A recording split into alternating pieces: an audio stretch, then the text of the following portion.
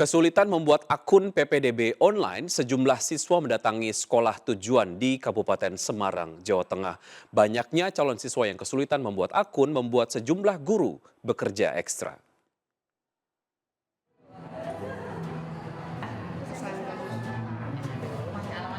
Sejak pagi sejumlah calon siswa mendatangi SMA Negeri 1 Susukan Kabupaten Semarang, Jawa Tengah. Mereka mengaku kesulitan membuat akun PPDB online, padahal akun ini merupakan tahap awal proses PPDB online. Di ruang posko pendaftaran, calon siswa ini dibantu guru membuat akun hingga ke tahap verifikasi dan mendaftar online ke sekolah yang mereka incar. Verifikasi akun kan udah dari rumah.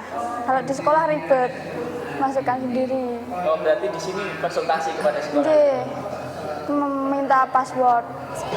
Kendalanya masyarakatnya kan belum terlalu terdidik, jadi belum melek digitalisasi. ya betul, belum terlalu melek, jadi bahkan kami kadang harus membantu untuk aktivasi akun. Banyaknya calon siswa yang kesulitan membuat sejumlah guru bekerja ekstra termasuk di akhir pekan. Saat ini dari 180 kuota yang disediakan SMA 1 Susukan, baru 120 calon siswa yang mendaftar. Dari Kabupaten Semarang, Jawa Tengah, Lurisa Lulu, iNews melaporkan. Pemirsa, hari ini PPDB online jalur zonasi di Jakarta dibuka. Pendaftaran secara daring dipantau Suku Dinas Pendidikan yang membuka posko, salah satunya di SMA Negeri 70 Bulungan, Jakarta Selatan. Ya, halo selamat pagi pemirsa. Hari ini tanggal 24 Juni 2024 merupakan hari pertama untuk PPDB atau penerimaan peserta didik baru jalur zonasi. Di mana tempat saya melaporkan pada pagi hari ini yakni di SMA Negeri 70 Bulungan, Jakarta. Sudah terlihat ada posko dari Suku Dinas Pendidikan wilayah 2 Kota Administrasi Jakarta Selatan, di mana tadi kami sempat berbincang dengan Ketua Posko yang mengatakan bahwa untuk sistem pendaftaran jalur zonasi ini semuanya dilakukan secara online. Ini artinya untuk orang tua yang datang pada pagi hari ini merupakan orang tua yang ingin mengecek kembali atau melakukan sejumlah perbaikan seperti misalnya pada melakukan riset kata sandi dan juga untuk melapor terkait dengan PTO atau surat pemindahan tugas orang tua. Sementara untuk hari ini sendiri yakni merupakan pendaftaran dan juga pemilihan yang akan dilakukan dan berlangsung mulai dari tanggal 24 hingga 25 Juni. Dan untuk proses seleksinya pun akan berlangsung sama yakni 24 dan juga 25 Juni. Dan untuk pengumumannya sendiri nantinya akan dilakukan pada hari Rabu pada tanggal 26 Juni 2024 pukul 17.00 waktu Indonesia Barat. Dan untuk sejumlah siswa nantinya yang berhasil terpilih dan diwajibkan untuk melakukan lapor diri. Nah, sementara demikian dari Jakarta saya Aya Nufus, Seto iNews melaporkan. Protes PPDB, sejumlah ibu menggelar aksi unjuk rasa di depan gedung DPRD Jawa Barat. Mereka menduga ada indikasi kecurangan pada PPDB jalur afirmasi.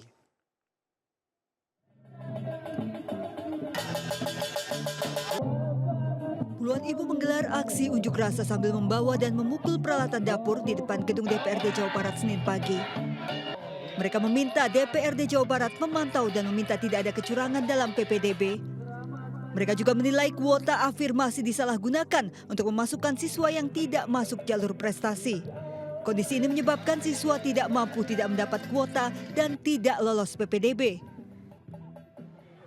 PPDB tahun ini dinilai kacau, banyak orang tua siswa tidak mampu yang akhirnya tidak dapat menyekolahkan anaknya. Sangat kacau ya untuk penerimaan siswa di tahun ini karena banyak kuota-kuota yang memang tidak masuk di akal dan itu tidak tertuang dalam perda. Setelah menggelar aksi, Wakil Ketua Komisi 5 DPRD Jawa Barat keluar untuk mendengar aspirasi massa. Dari Bandung, Jawa Barat, Ervan David, iNews melaporkan. Beralih ke informasi lain, pemirsa, Pilkada 2024 bertabur artis. Tak hanya artis yang sudah lama berkiprah di politik, Pilkada tahun ini juga diwarnai oleh para debutan. Di antaranya komika Marcel Widianto yang resmi diusung oleh Partai Gerindra sebagai calon wali kota atau calon wakil wali kota Tangerang Selatan, dan Krisdayanti yang menjajal peruntungan suara di Kota Batu, kampung halamannya.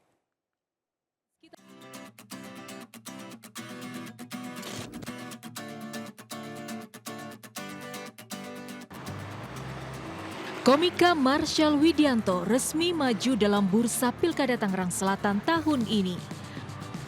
Marshall yang aktif mempromosikan Prabowo Gibran di Pilpres lalu diusung Partai Gerindra sebagai calon wakil wali kota Tangerang Selatan. Meski tak memiliki pengalaman di kancah politik, Marshall menyatakan siap maju di Pilkada Tangsel. DPC Partai Gerindra menyebut sosok Marshall diharapkan mampu meraup suara generasi muda. Itu untuk menjawab permasalahan anak muda. Nah, Marshall ini kita anggap bahwa beliau berasal dari orang biasa-biasa saja, tapi memiliki daya juang yang cukup tinggi, dan beliau menginginkan gitu ya, mentransformasi pengalaman-pengalaman hidup itu kepada anak-anak muda di Tangerang Selatan. Nah, Bursa Pilkada 2024 diwarnai kiprah sejumlah artis. Kemudian penyanyi Krisdayanti yang bahkan sudah resmi mengambil formulir calon wali kota Batu, Jawa Timur, kampung halamannya. Sebelumnya, KD gagal lolos ke Senayan dalam pilihan legislatif 2024. Ada juga nama Ahmad Dhani yang disebut-sebut akan diusung Partai Gerindra sebagai calon wali kota Surabaya. Sementara Rano Karno yang sudah lebih lama berkecimpung di dunia politik juga dikabarkan akan kembali maju di Pilgub Banten tahun ini. Tim Liputan iNews melaporkan.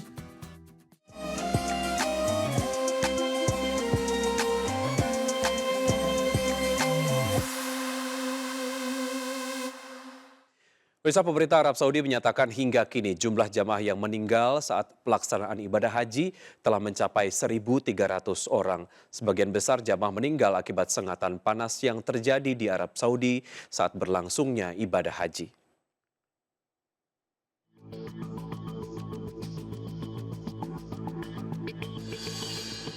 Sejumlah jamaah haji hingga kini masih dirawat di rumah sakit di Arab Saudi akibat mengalami berbagai gangguan kesehatan setelah pelaksanaan ibadah haji tahun ini. Hingga hari Minggu setidaknya terdapat 95 orang jamaah haji yang masih mendapat perawatan di rumah sakit. Sebagian besar menderita penyakit akibat sengatan suhu panas ekstrim yang terjadi di Arab Saudi saat berlangsungnya ibadah haji. Kementerian Kesehatan Arab Saudi menyebutkan jumlah jamaah haji yang meninggal hingga kini telah mencapai lebih dari 1.300 orang. Dari jumlah jamaah yang meninggal, 83% diantaranya belum teridentifikasi karena diduga merupakan jamaah yang tidak terdaftar. Jumlah jamaah haji terbanyak yang meninggal berasal dari Mesir yang mencapai 660 orang. Sementara jamaah haji Indonesia yang meninggal di Arab Saudi mencapai lebih dari 225 orang. Kasus jamaah haji meninggal setiap pelaksanaan ibadah haji kerap terjadi. Namun tahun ini jumlah jamaah haji yang meninggal sangat banyak akibat cuaca panas ekstrim yang terjadi di Arab Saudi. Pemirsa, secara bertahap ratusan ribu jemaah haji Indonesia akan pulang ke tanah air. Demi kelancaran penerbangan, seluruh jemaah diminta untuk mematuhi aturan terkait koper dan barang bawaan. Lalu apa saja aturan tersebut? Berikut informasinya.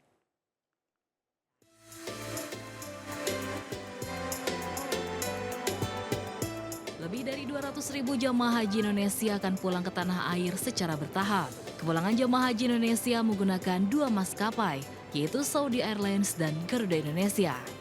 Nantinya kedua maskapai tersebut hanya akan mengangkut barang bawaan jemaah haji berlogo Kementerian Agama, Saudi Airlines atau Garuda Indonesia. Nantinya kedua maskapai tersebut hanya akan mengangkut barang bawaan jemaah haji berlogo Kementerian Agama, Saudi Airlines atau Garuda Indonesia. Setiap jemaah hanya boleh membawa koper bagasi maksimal seberat 32 kg, koper kabin 7 kg, dan tas paspor. Jemaah haji dilarang membawa air zam-zam dalam kemasan apapun. Jika kedapatan membawa air zam-zam, tas atau koper akan dibongkar dan koper akan diterbangkan di kloter berikutnya.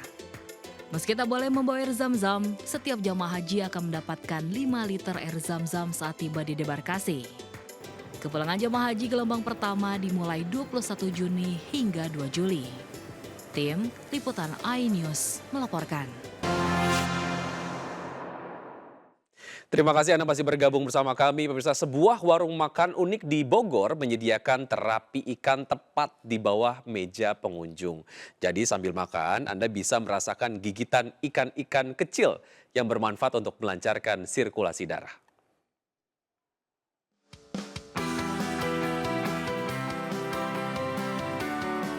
Warung makan berkonsep unik. Sambil menikmati sajian makanan, pengunjung bisa menjalani terapi ikan. Ya, warung makan ini menyediakan kolam terapi ikan tepat di bawah meja makan para pengunjung. Jadi sambil menyantap makanan, pengunjung bisa merasakan sensasi geli saat ikan-ikan kecil menggigit kaki para pengunjung. Tenang saja, meski dipakai bergantian, namun air di dalam kolam ini dijamin kebersihannya. Lalu apa menu andalan warung ini? Yang paling laris dibeli pembeli adalah bakso jumbo. Bakso berukuran besar yang di dalamnya terdapat potongan kikil dan daging cincang. Selain bakso, pengunjung juga bisa memesan menu ayam bakar dan mie ayam, tentunya dengan harga yang bersahabat. Awalnya tapi ternyata lumayan juga, lumayan sensasinya menarik juga sih. Sambil makan cenut-cenut gitu, enak juga, geli-geli gimana gitu. Kayaknya seru, kaki ini banyak ikan gini. Geli, geli. Warung makan di Jalan Perintis Kemerdekaan Kota Bogor ini selalu ramai terutama saat libur akhir pekan. Selain menikmati sajian makanan, pengunjung bisa merasakan terapi ikan yang bermanfaat untuk mengobati sakit kulit, melancarkan sirkulasi darah, dan membuat Anda lebih rileks. Dari Kota Bogor, Jawa Barat, Andi Firmansyah, iNews melaporkan. Ya, pemirsa, Semarak menyambut ajang pencarian bakat penyanyi terbaik Indonesian Idol 2024 mulai terasa di Kota Semarang, Jawa Tengah. Komunitas sepeda ontel bahkan ambil bagian memeriahkan ajang ini dengan mengajak masyarakat untuk mengikuti audisi.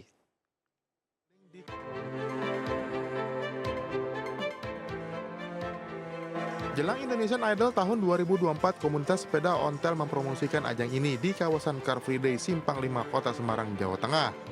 Mereka berkeliling di kawasan CFD dimulai dari Tugu Muda dan berakhir di depan tulisan lapangan Pancasila. Aksi komunitas ini untuk mengajak warga dan musisi Kota Semarang mengikuti audisi Indonesian Idol musim ke-13. Kami ada roadshow sepeda tua yang diikuti dari beberapa komunitas, termasuk dari OGS dan Koslam. Misi kami untuk mengangkat musisi-musisi di Semarang itu agar bisa yang punya potensi itu bisa mendaftar di Indonesian Idol gitu Mas. Audisi di Semarang.